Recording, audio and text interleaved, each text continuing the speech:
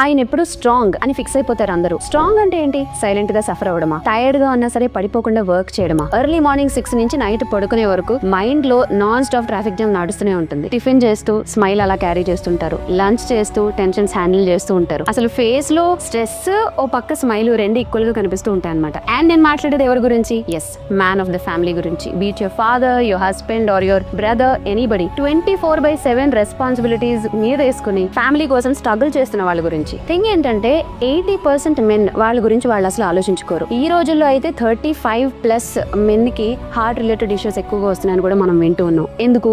Heavy stress, sleep deprivation and ఈ hectic schedules ఒక్కటి కాదు. వాళ్ళకి కంప్లైంట్స్ చేయడం రాదు, మనకి చూపించడం రాదు, కానీ బాడీ మాత్రం సిగ్నల్స్ ఇస్తూనే ఉంటుంది. యాజ్ అ ఉమెన్, ఇంట్లో ఒక సిస్టర్ కావచ్చు, ఒక వైఫ్ కావచ్చు, ఒక మదర్ కావచ్చు, ఇట్స్ అ డ్యూటీ. ఏంటి? వాళ్ళు బాగున్నారా లేదా మధ్యలో కనిపెట్టుకుంటూ ఉండటం, వాళ్ళు తింటున్నారా లేదా చూసుకుంటూ ఉండడం. అసలు ఫస్ట్ ఆఫ్ ఆల్ వాళ్ళు స్ట్రెస్ లో ఉన్నారా, హెవీ స్ట్రెస్ తో సఫర్ అవుతున్నారా, వాళ్ళు నిజంగానే బాగున్నారా, ఇవన్నీ ఎప్పటికప్పుడు మనం చూసుకోవడం, వాళ్ళకి కొంచెం స్పేస్ ఇవ్వటం. వీలైతే ఎప్పుడు ఒకటే జోన్ లో పడి వాళ్ళు హెక్టిక్ గా ఫీల్ అవుతూ ఉంటారు. But it's our duty to understand them and give them that space. Strong అంటే హెల్త్ కి ప్రయారిటీ ఇవ్వడం. మీరు చెప్పండి, మీరు పాటించండి. అండ్ ఎంత బిజీగా ఉన్నా సరే మీ వాళ్ళని కొంచెం పట్టించుకోండి.